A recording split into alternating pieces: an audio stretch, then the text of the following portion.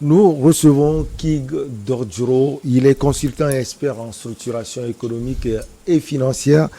Avec lui, nous allons parler du Togo. Ce n'est pas comme d'habitude, cher King. Et de ce projet Yaya Estate, un modèle économique innovant pour les projets immobiliers. King Dorduro, bonjour. Vous allez bien? Dieu veille toujours sur King, cher ami Michel. On a laissé nos amis maliens aujourd'hui pour parler du Togo. Un peu, hein, il faut qu'on parle un peu de notre pays. Alors, c'est quoi ce projet innovant pour l'immobilier au Togo? Il est innovant parce que ça rompt avec l'habitude traditionnelle qui consiste à construire à l'horizontale des maisons dites communément des soda line, des cours communes dans lesquelles nous avons grandi tous, où vous verrez une seule cabine sanitaire pour les élèves qui doivent aller à l'école. Ils doivent se mettre en rang.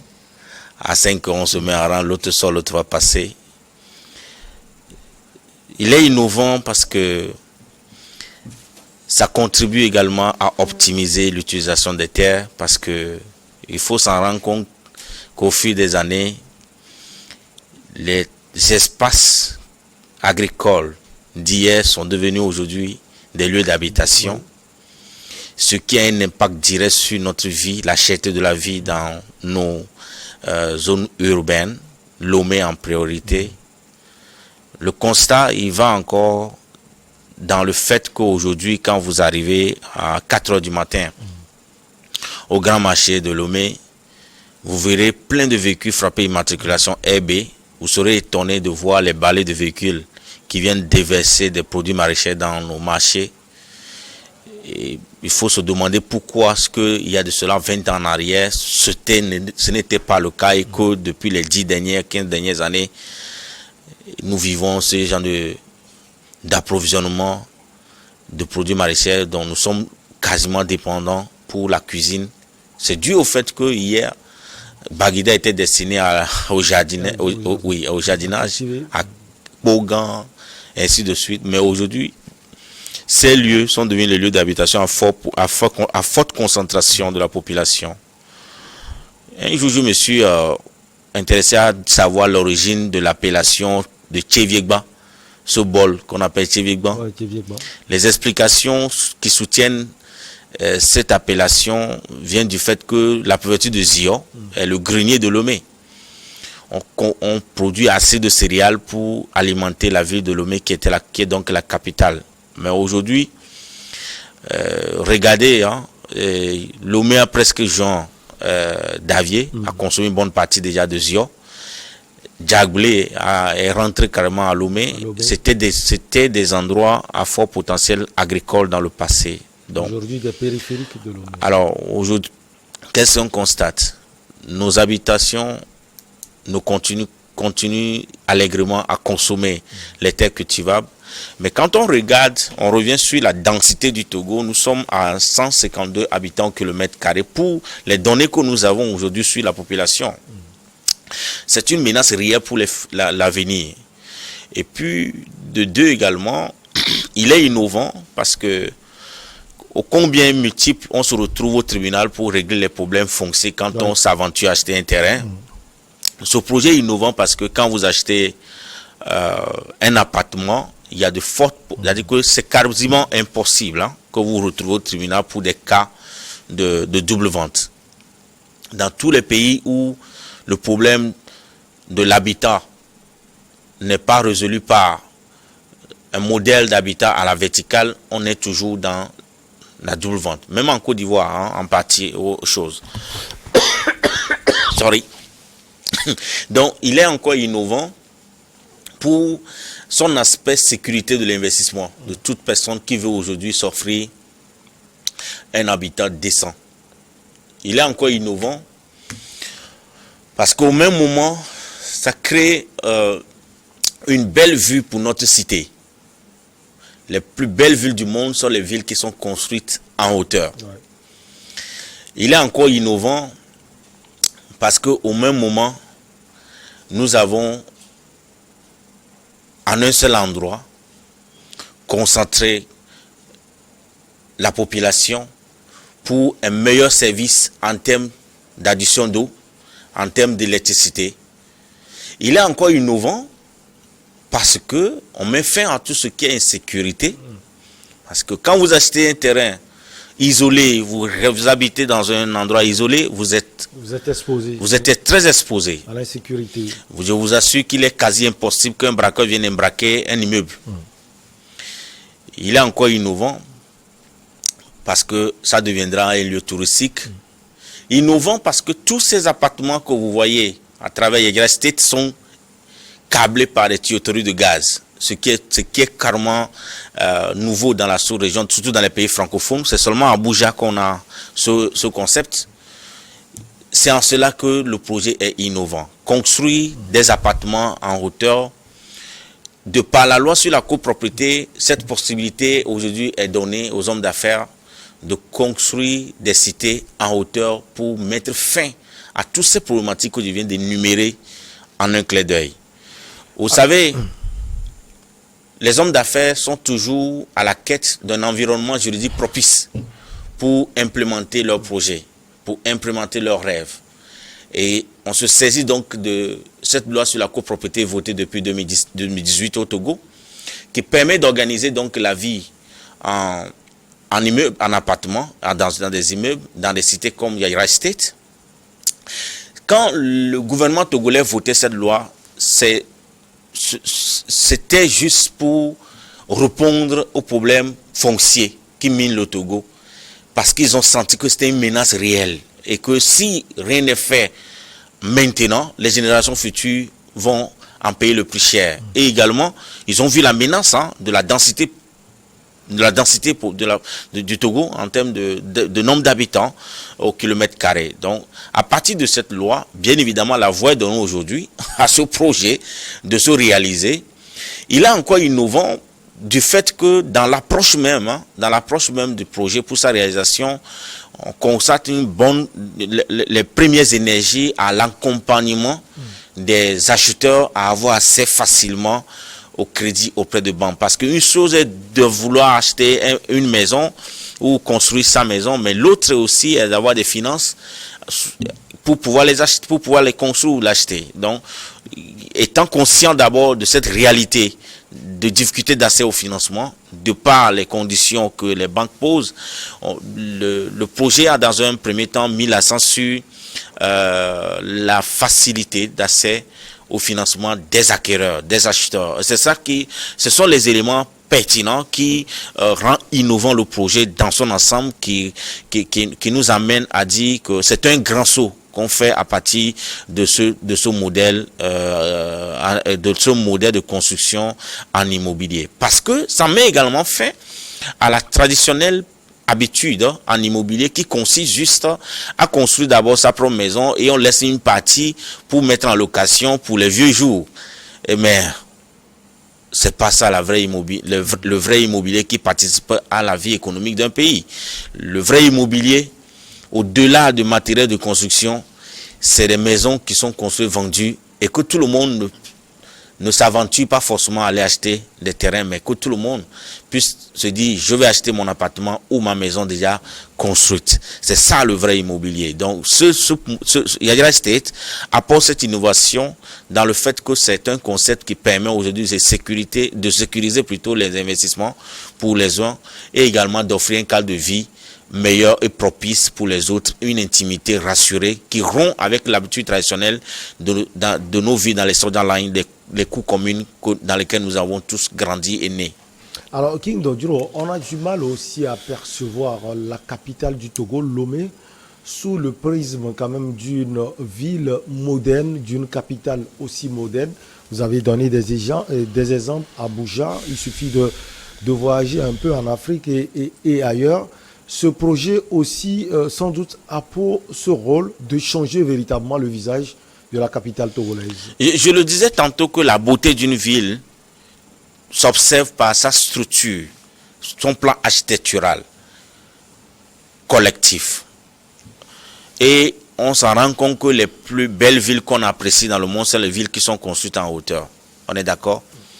Mais pour le faire, il faudrait que il y a un cadre juridique propice à la matière. Et ce cadre juridique est très récent. C'est depuis 2018 qu'on a voté la loi sur la copropriété à la verticale. Ce qui aujourd'hui donne déjà le ton, qui s'inscrit dans la vision du chef de l'État d'offrir plus de 20 000 logements à l'horizon 2025.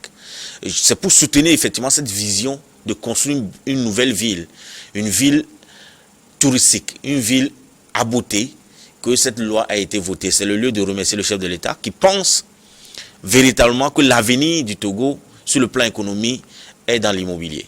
Alors, c'est le vœu du chef de l'État togolais, le président Faure Gnassingbé. Maintenant, vous portez le projet. Les gens vous connaissent ici sur New World TV parce que vous venez souvent parler du Mali. Alors, King, c'est vous qui portez le projet. Comment il va se faire? Est-ce que les terrains seront achetés ou précisément à Lomé, au Togo, et comment le travail va se faire? Merci beaucoup, cher ami Michel. Bien évidemment, je suis aujourd'hui dans la peau de promoteur et Rastet. Bien évidemment, pour commencer ce programme, sans terrain, vous ne pouvez même pas l'initier. Nous avons déjà acheté un terrain de 25 hectares à Diagoula-Bolavé, à 10 km net du pont de Kégué.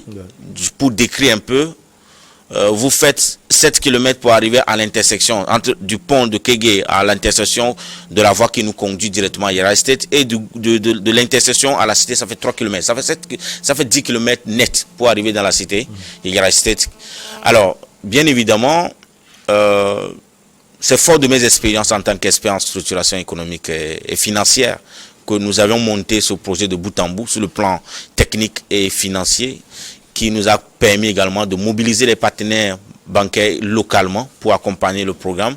Et nous sommes en phase à aujourd'hui. Et c'est la raison pour laquelle, vous allez voir, le 26 août passé, nous avons offert un dîner de gala en remerciement pour nos premiers 500 souscripteurs qui ont compris très vite que le moment est arrivé de rompre avec les habitudes traditionnelles, d'aller vers la hauteur, de vivre en hauteur pour s'offrir de meilleures sécurités, parce que il n'y a pas mieux en termes de sécurité pour nous, d'autres qui sommes derrière ce programme. Alors, derrière ce programme, maintenant, pour ceux qui veulent avoir quelque chose dans le projet, il faut déjà commencer. Et comment commencer? Quelque chose dans le projet, c'est-à-dire qu'avoir un appartement. Avoir un appartement, vous avez bien compris. Comme Michel, par exemple, il veut acheter un appartement chez moi. Ouais. Michel va me justifier que je suis un salarié, je gagne 200 000 francs par mois. Je dis, ok, c'est bien, vous souscrivez juste. Je veux dire au moins 200 000. Oui, je ne vous exige pas d'apport personnel. Moi-même, je vous conduis, je négocie le crédit immobilier pour vous auprès de nos partenaires bancaires. Et quand le crédit il est mis en place, moi je suis rassuré que quand je vais construire, je serai payé. Je demande à votre banquier de bloquer les fonds sur un compte séquestre destiné à me payer à la livraison. C'est ça la pertinence de ce programme, Michel. C'est-à-dire qu'aujourd'hui, dites-moi simplement que vous avez 200 000 francs, moi je fais le reste. Et vous serez propriétaire d'un appartement, d'un appartement F1 qui a une superficie de 33 mètres carrés. C'est vraiment grand en comparaison avec mon appartement F3 en France qui fait 60 mètres carrés. Donc voilà à peu près ça. Donc c'est pour dire que nous avons simplifié la procédure d'accès à nos appartements à travers d'abord cet accompagnement très sérieux que nous garantissons à tous nos souscripteurs. Et encore, qu'est-ce que nous faisons pour rendre encore plus facile l'accès à ce financement? Nous apportons toutes les sûretés nécessaires pour conforter les banques qui accompagnent nos souscripteurs. Nous nous mettons même sans hésiter en caution solidaire pour soutenir tout ce qui est pour soutenir nos acquéreurs qui sont dans une situation de forte probabilité de risque de perte d'emploi qui peut justifier une cessation de paiement auprès des banquiers.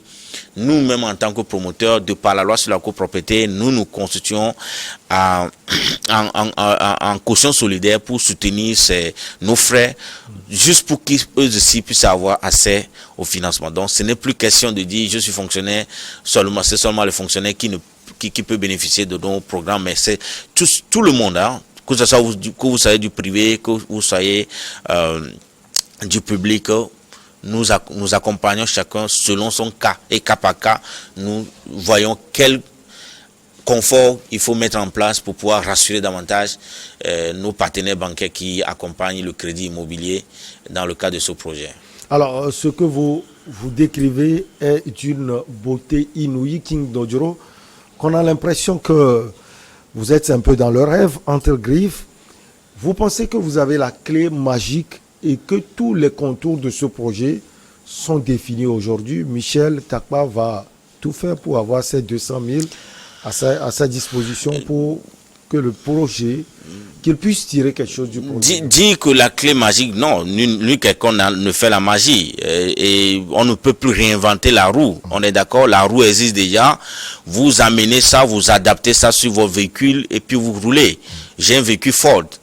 Et il arrive que je ne trouve pas la jante Ford forcément à Lomé, mais je vais trouver donc une roue qui va correspondre, qui va pouvoir entrer sur le dispositif de mon véhicule. Donc, mais je ne veux pas réinventer la roue. Donc, on ne réinvente pas la roue pour dire qu'on a une clé magique. Non, l'immobilier est vieux plus que moi. C'est ce qui se fait d'ailleurs au Togo que nous faisons. D'ailleurs, c'est le même modèle. Qu'est-ce qui se passe? Aujourd'hui, Michel, vous êtes employé dans une entreprise. Vous voudrez construire votre maison. La tradition, c'est quoi? Vous demandez d'abord un prêt. Vous demandez un prêt à la banque, peut-être 7 millions. Vous allez acheter un terrain dans un premier temps. Ce type de prêt, c'est un prêt à la consommation généralement. Vous achetez le terrain, vous remboursez sur 7 ans. Quand vous finissez de rembourser, vous allez demander un deuxième prêt. Toujours un prêt à la consommation que vous allez rembourser sur 7 ans. Donc vous prenez souvent 14 ans pour construire votre projet immobilier, pour construire votre maison. Mais aujourd'hui, grâce à nous, vous aurez directement accès à un crédit immobilier. On est d'accord que vous pouvez rembourser sur 10 ans, sur 15 ans. Ce crédit immobilier, nous participons donc à sa mise en place à travers notre disposition particulière de nous constituer même en caution pour, en cas de besoin et même d'apporter des sûretés supplémentaires en cas de besoin au niveau des banquiers qui vont vous financer, qui vont vous accompagner. Donc, ce n'est pas de la magie. C'est la même chose que nous faisons avec vous. Ce que vous avez l'habitude de faire, que nous aussi on fait, mais sauf qu'aujourd'hui vous avez un appui de notre part.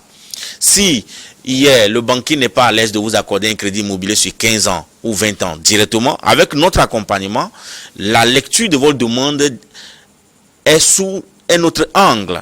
Parce que nous argumentons cela par les éléments venant de notre expertise dans la matière de montage d'un dossier de crédit immobilier. Alors, qu'est-ce qui se passe? Ce n'est pas un rêve. Nous sommes dans la réalité étant donné que nous engageons énormément de fonds que nous devons recouvrir. En achetant 25 hectares, c'est pas 10 francs. Ouais. Donc, ce n'est pas un rêve. Quand on rêve, on ne s'engage pas aussi financièrement sous fonds propres. Quand on rêve, on ne prend pas aussi autant de risques financièrement. Donc, pour nous, ce n'est pas un rêve. C'est déjà un enfant qui est né, qui fait déjà ses pas. C'est déjà un enfant qui est né, qui a déjà des camarades. Ces camarades, ce sont les 500 premiers souscripteurs que nous avons célébrés le 26 août passé. Donc, nous avons dépassé l'étape de rêve. C'est un rêve quand j'étais pas encore arrivé au Togo. Mais depuis que nous sommes arrivés, que nous avons conçu le programme jusqu'à donner un nom à l'enfant, ce n'est plus un rêve. Donc, on a aidé à accoucher, l'enfant a commencé à faire ses pas. Il faut souscrire, sinon tu n'auras plus de place. C'est tout ce que je vais te dire. Alors, supposons que je ne suis pas salarié, King Dodjoro. On doit penser également à nos amis, mais quelqu'un... un particulier, par exemple, qui génère ses propres par rapport à ses ressources même, ce qu'il produit, est-ce qu'il peut venir aussi vers vous? Bien sûr, nous traitons chaque client, nous traitons chaque souscripteur comme un cas particulier. C'est juste une question de volonté. Vous avez la volonté, nous vous accompagnerons. Venez nous voir pour dire, je veux habiter à Ayra Estate, je suis à Ayra Estate, je veux aller en hauteur, apprécier, admirer la vie depuis là-haut. Nous sommes là, à partir de votre volonté, vos moyens, vos disponibilités, vos capacités financières, même si vous n'êtes pas salarié et que même vous n'avez pas vous n'êtes pas dans une activité formelle, nous avons toujours un cadre dans lequel on va s'entendre pour que vous soyez bénéficiaire. Un menuisier peut venir acheter un appartement chez nous, un mécanicien peut le faire, un commerçant de rue peut le faire. C'est à lui de nous justifier qu'il est capable de payer sur une période qu'on va convenir. Et nous sommes là pour l'accompagner. Il n'y a pas d'exclusion. Il n'y a pas d'exclusion de clients. Voilà. Alors, l'optimisme vous envahit, je vous connais, King Dodjoro. Mais est-ce que vous avez pensé aussi aux Togolais, à leur manière de voir les choses d'abord et surtout à ce qu'ils vivent à comment ils vivent actuellement. Alors, quelle est la manière de vivre des Togolais? Je vous dis souvent, on n'a jamais offert aux Togolais de vivre en hauteur. C'est pourquoi les Togolais ne vivent pas en hauteur. Ouais. Comment vous pouvez condamner quelqu'un à qui on n'a jamais offert, il n'a même jamais vu Coca-Cola, et dit, on vous lui demande, est-ce que tu peux boire, est-ce que tu bois Coca-Cola, et que la personne vous dit non, il ne boit pas Coca-Cola. Tu l'as une fois présenté Coca-Cola? Il faut lui présenter. Il faut lui présenter pour ça s'il ne va pas boire. Ouais. C'est pourquoi, après 2 mois de lancement, 500 personnes se sont précipitées en même temps pour y adhérer parce qu'ils ont compris que l'avenir est là-bas.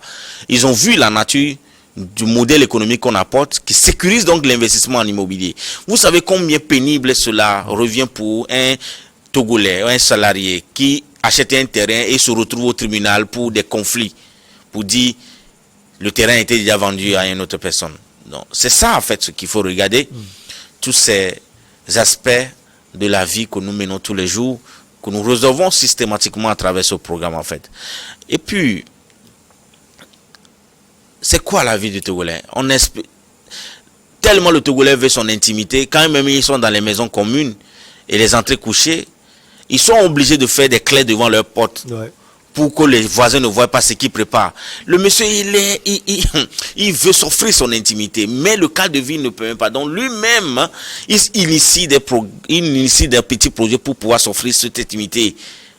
Mais ici, dans un appartement, nous offrons toutes les intimités, toutes sortes d'intimités à nos copropriétaires.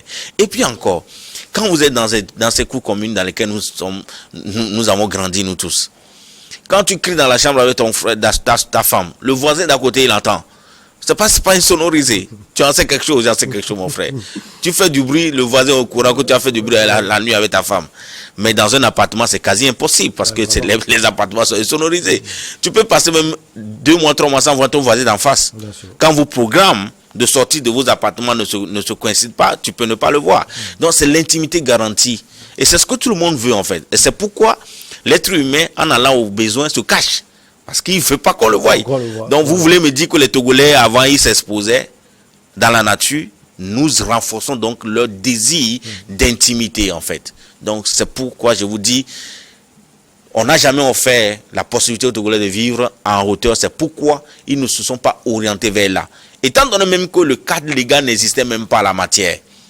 Et que c'est maintenant, vu les menaces sur le plan démographique, que nos gouvernants ont voté la loi sur la copropriété. Et comme je le disais, c'est le lieu de saluer ce rôle avant-gardiste de nos chefs d'État, oui, qui voient déjà que sa génération actuelle et celle qui va venir en dépend de ces choix de politique qu'il fait aujourd'hui. C'est pourquoi il faut toujours saluer nos chefs d'État, parce qu'il y a beaucoup de pays de la sous-région qui n'ont pas encore voté sur cette loi, oui, sur la copropriété. Donc, c'est les choses qu'il faut magnifier, remercier nos dirigeants et reconnaissant nos dirigeants. Et nous, en tant qu'hommes d'affaires, c'est notre manière à nous de soutenir la vision de nos gouvernants en implémentant ce programme. Ok, pour les Togolais, ou bien pour toi, moi je vis à Singapour, je vis dans les immeubles de 150 tours. Ça ne représente rien chez moi, et plus dit, c'est absolument rien. Mon vécu de tous les jours, je vois plus que ça. Ouais. Ça, c'est vraiment petit. Donc, c'est ça en fait le deal en fait dans mon esprit quand on dit oh c'est grand, pour moi c'est absolument rien parce que même à Abidjan quand vous rentrez au plateau vous verrez des tout plus hautes que ça. Vous comprenez un peu, vous verrez même à Dakar quand vous prenez des vues à des endroits à Dakar, vous aurez l'impression que vous êtes à Paris. Donc c'est pour dire que ce n'est rien d'extraordinaire. Il y a des gens qui construisent, vous allez à Déco, il y a des immeubles qui sont plus hauts que ça. Donc ce n'est rien d'extraordinaire. Donc c'est pour dire que c'est juste notre façon à nous de saisir l'opportunité sur la copropriété qui existe maintenant au Togo pour dire que c'est le moment de résoudre en même temps plusieurs de ces problèmes que je viens d'énumérer précédemment. Alors King, vous l'aviez dit dans votre développement, ce projet fait partie de la vision du chef de l'exécutif togolais, le président Faure Gnassingbé. Dites-nous, est-ce que le gouvernement a aidé le projet de King? En fait, il faut rompre avec ces habitudes d'aide. Vous savez, c'est nous les citoyens qui créons de la richesse, qui contribuons à renforcer la capacité de nos États en termes de recettes fiscales. Quand je m'en vais demander encore l'aide à l'État, il va puiser donc des fonds d'abord qui sont très rares pour satisfaire ses besoins dans sa mission régalienne. Si nous, en tant que citoyens, on ne peut pas réaliser des projets en tenant compte du fait que c'est nous qui contribuons à l'économie de notre pays, à renforcer également l'assiette fiscale de nos États pour les rendre plus autonomes, pour dépendre de moins en moins des institutions financières étrangères qui asphyxient nos États. Mais il y a un problème. Notre modèle doit être un modèle autonome qui apporte plus d'assurance, plus d'éléments, plus de résultats pour renforcer l'assiette fiscale de nos États. C'est pourquoi ce programme, et bien évidemment, c'est un projet citoyen qui s'inscrit du fait que nous sommes des commerçants. Tu achètes à 1 franc, tu le vendras 1,5 franc pour avoir ton bénéfice dessus. Donc, si ton projet, tu ne peux pas le structurer de sorte à contenir ton coût, à maîtriser ton coût pour offrir un coût final raisonnable à tes clients, c'est que ton projet a un problème. Si tu as besoin de l'aide de la part de ton père pour pouvoir réaliser ton projet, c'est que toi-même tu as un problème. Si ton père n'existe pas, tu fais comment? Donc, moi je pense qu'il faut rompre avec ces habitudes d'aide. Chaque fois quand on initie un projet, on demande d'aide. Moi, en tout cas, notre projet ne s'inscrit pas dans une démarche d'aide. Notre projet s'inscrit dans une démarche de projet citoyen et économique qui doit renforcer en ce moment de récession économique la capacité de notre pays en termes de recettes fiscales, parce que c'est autant de matériel que nous allons acheter pour la construction, que ce soit l'acier, que ce soit le ciment, que ce soit le sable, que ce soit le gravier. C'est autant de matériel que nous allons acheter pour pouvoir construire cette cité qui va faire tourner donc l'économie de notre pays. Et nous devons le faire et nous avons besoin donc de vos prières pour y arriver. Merci beaucoup à vous, King Dodjro. Bonne chance à vous, bon vent à votre projet. On a parlé du Togo et de ce projet Yaya Estate, un modèle économique innovant pour les projets immobiliers. On a été avec, si on peut le dire, un modèle également, King Dodjro. C'est toujours un plaisir de vous avoir sur ce plateau. Cher ami Michel, je t'invite vivement à être à Yaya Estate parce que le train en marche. Nous sommes à 2500 appartements en moyenne. Ouais. Et il faut vite souscrire. Et tu ne perds rien en souscrivant, surtout que nous ne vous exigeons aucun apport personnel. Merci beaucoup à vous, King Dodjro. On va marquer la pause pour le journal. Et derrière, on reçoit nos invités pour Regard Croisé. C'est Pasteur Edo Komi et Credo Tété.